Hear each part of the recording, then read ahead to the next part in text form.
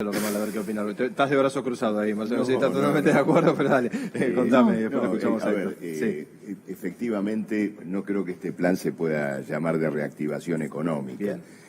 Pensando que, bueno, hay un bono de emergencia para los jubilados, pero que tiene como contrapartida la decisión de no aplicar la movilidad jubilatoria para todo el resto, ¿no es cierto?, de los trabajadores. En realidad lo que se dijo por parte del presidente es que lo que se congela es la fórmula, ¿no? En realidad marzo, hay 5.000 y hay 5.000 y después va a haber en marzo. Marcelo, hasta marzo no sabemos lo que va a pasar. Bueno, pero no sabemos.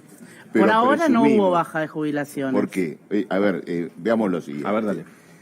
Si la intención fuera ajustar los saberes en el mes de marzo, de acuerdo a la inflación pasada, como lo indica la ley de movilidad jubilatoria, no la hubieran suspendido, hubieran dejado todo como está.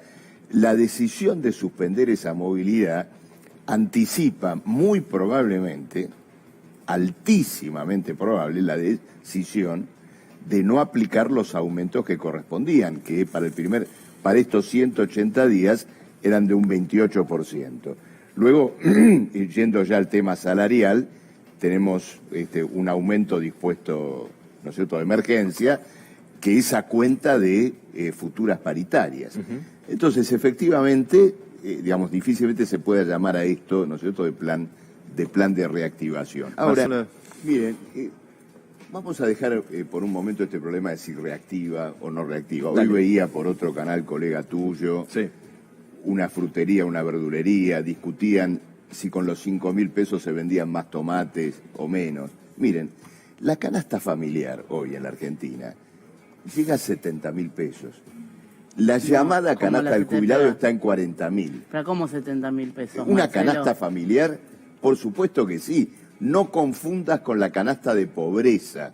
La canasta de pobreza que está entre 37.000 y 40.000 pero pesos. la canasta familiar, la canasta que permite cubrir los gastos genuinos de educación, salud, una reproducción de la vida integral de una familia trabajadora, ya está hoy en 70.000 pesos.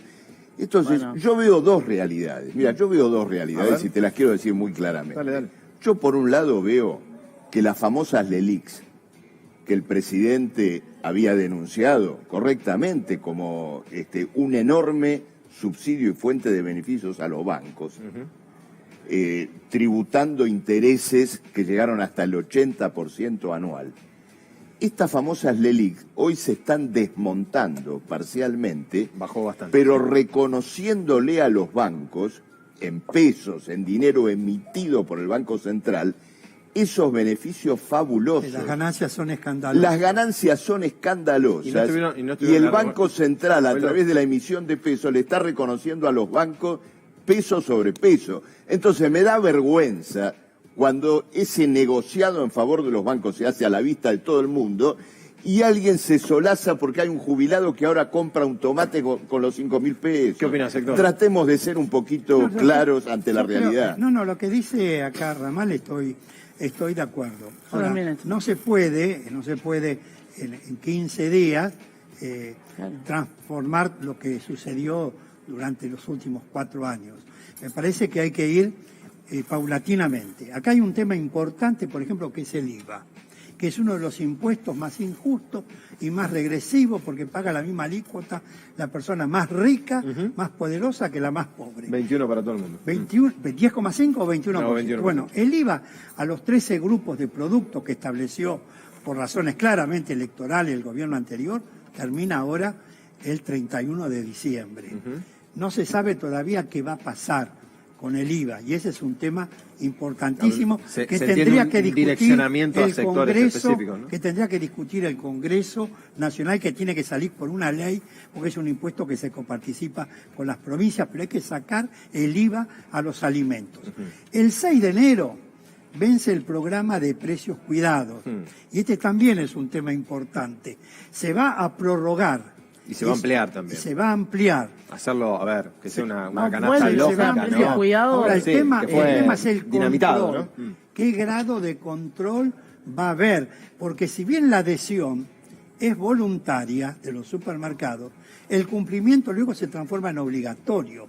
Y si no hay razones que justifiquen la inexistencia de los productos que están en el listado, en las góndolas, tiene que existir la sanción. Bueno, Y además pero el gobierno anterior ni los la inspectores Secretaría de habían quedado. Comercio está en manos de Paula Español, que era parte del equipo que inventó Precios Cuidados, así que yo no tengo por qué tener dudas de que no va a funcionar. Yo creo que lo que Esperemos. dice Polino deja planteado un interrogante muy importante, porque pasa lo siguiente.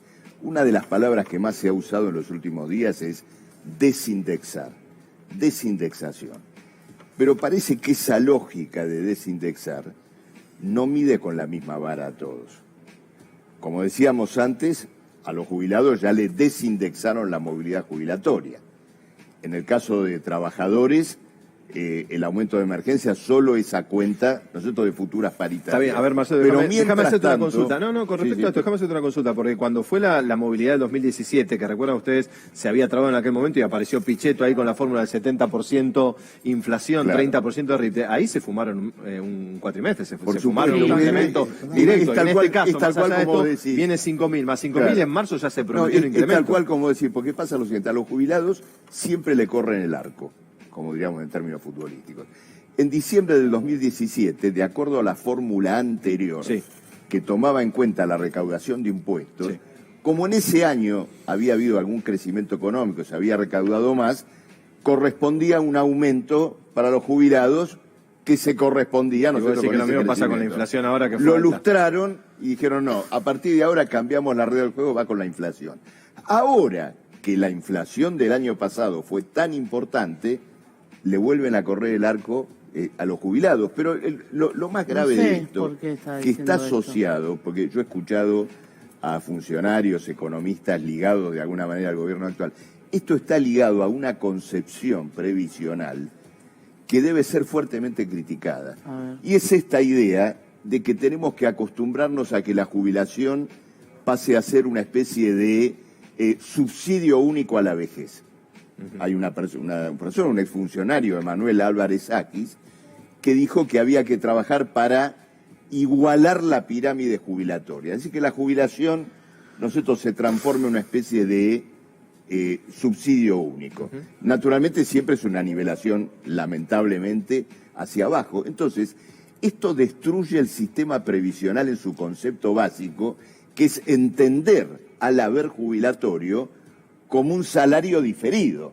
Trabajaste toda Pero tu es que no lo vida es. y en la contabilización. Marcelo, el 50% de las jubilaciones se financian con impuestos generales. Pero eso es una aberración creada por el menemismo que debe ser superada, porque de lo contrario vamos efectivamente a que la jubilación se transforme en un subsidio asistencial.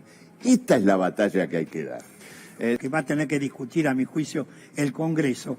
Si el 97% del petróleo se extrae en las entrañas del suelo argentino, a costos argentinos, eso de tener que llevarlo a valores internacionales, como si lo estuviéramos trayendo de Arabia Saudita o del Golfo Pérsico o de Rusia, es una... Sí, y con precios que están por arriba, además, de los internacionales, porque lo que fue, recuerda usted, el millón de BTU, que lo pagamos prácticamente el doble en el caso del gas de lo que se pagaba afuera, ¿no? La gran cuestión en Sí. estos puntos, perdóname, es que los parates en las tarifas no sean compensados con el sistema de subsidios, porque esto es lo que ya vivimos en el pasado. Vos mencionabas antes el tema del congelamiento del boleto. El presupuesto nacional, ¿no es cierto?, está por verse.